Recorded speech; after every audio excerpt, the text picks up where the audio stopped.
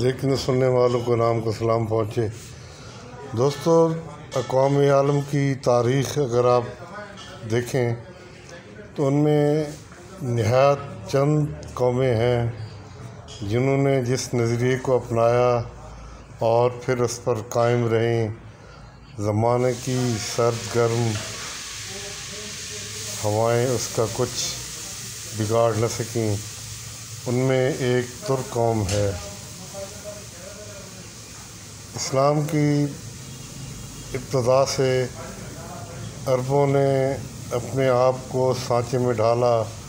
یہ حیرت انگیز ڈھلائی تھی جنہوں نے ان کی سخت ترین آہنی نوکوں کو اسلام کے ڈھانچے میں کند کر دیا، اور پھر وقت نے دیکھا کہ اس وقت کی سپر پاور جسے آپ کہتے ہیں، قاہرانہ قوتیں روم اور سلطنت ایران کو تہ خاک کیا، اور وہ اس طریقے سے کہ وہ کسے پاری نہ بن گئی۔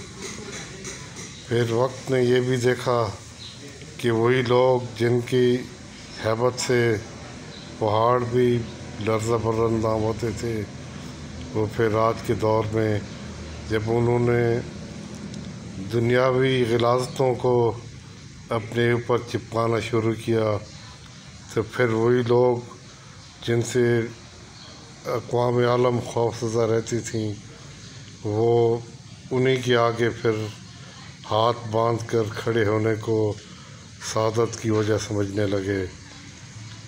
ترکوں کی تاریخ ایک زبردست تاریخ ہے، تاریخ محبت و وفا۔ انہوں نے جب اسلام قبول کیا تو پھر پیچھے مڑ کر نہیں دیکھا۔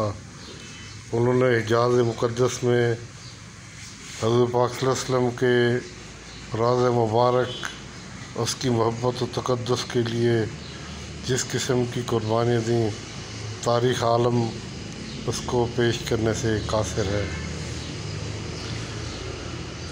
ترکوں میں ایک، اب آپ موجودہ ترکی کو دیکھیں تو اس میں ایک وصف یہ ہے کہ ترک ایک بذات خود ایک قوم تو ہے ہی، وہ اپنے آپ کو امت مسلمہ کا حصہ سمجھتے ہیں کہ جہاں پر بھی کوئی تکلیف کا مرحلہ ہو، ان کا خون وہیں پر دوڑتا ہے مدد کے لیے۔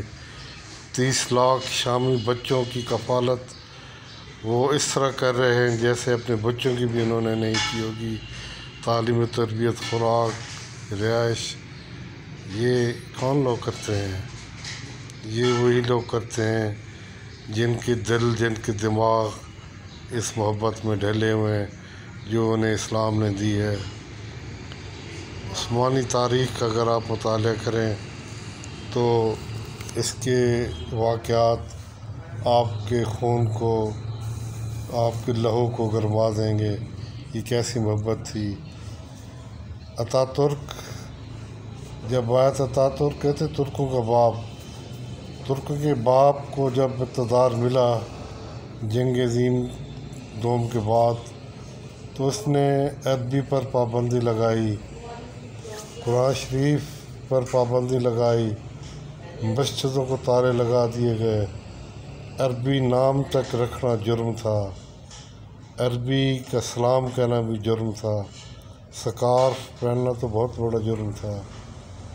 یہ وہ ماحول تھا جس میں 70 برس ترکوں نے گزارے، اور غیر مسلموں کی یہ اسٹڈی ہے کہ اتنے عرصے میں 2 نسلیں جب جس ماحول میں پروان چڑھیں گی وہ اسی کے رنگ و روپ میں ہوں گی۔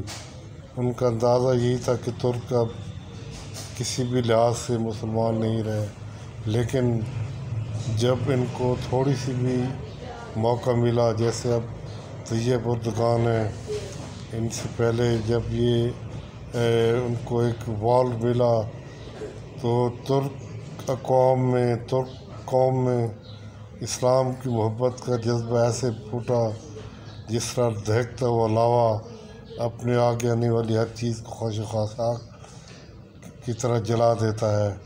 تو یہ اسلام کی محبت نے وہ تمام ملحد اور سیکولرزم کی پر جلا دیے۔ اب آپ دیکھیں کہ کہیں بھی مشکل ہو، اب ملیشیا میں، پاکستان میں ہمارے ساتھ کھڑے ہونے کی ان کی کیا وجہ تھی؟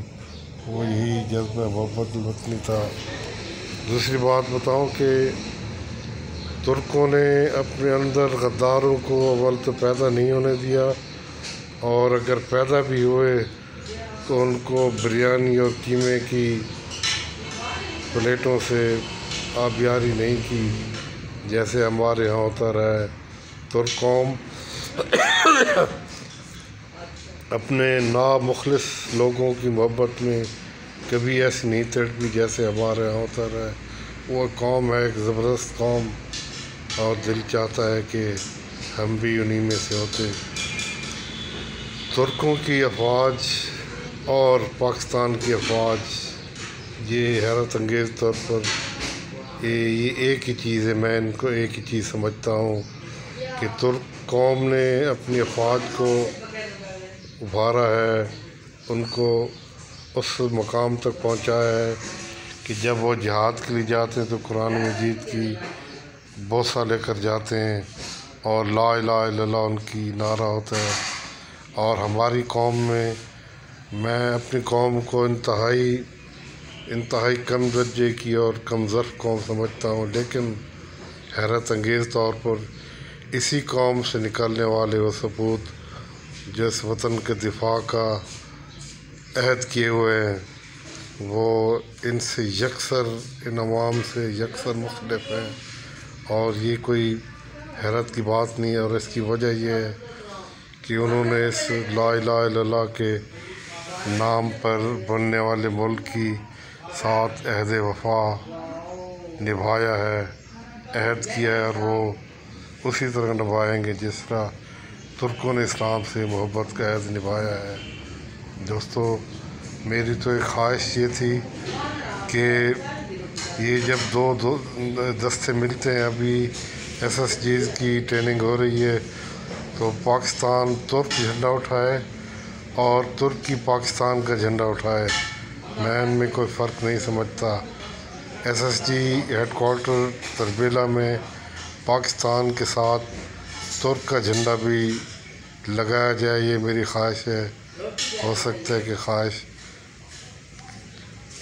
کیا ایسی ہو تو اس طرح ترک افواج کے SSG کمانڈو ان کے مستقر پر بھی پاکستان کا جھنڈا لہرایا جائے، اور ہم ایک دوسرے کا جھنڈا اٹھا کر اپنی تربیت کا اختتام کریں۔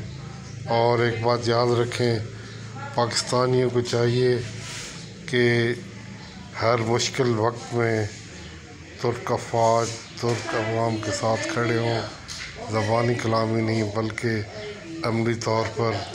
اور یہ بات ایک میں آپ کو بتاؤں، چائنا ہمارا غیر مسلموں میں سے سب سے دیرینہ اور آزمودہ دوست ہے، اسی طرح ترکی پاکستان کے مسلمانوں میں سے، دوستوں میں سے، اور اقوام عالم میں سب سے زیادہ قابل اعتبار دوست ہے۔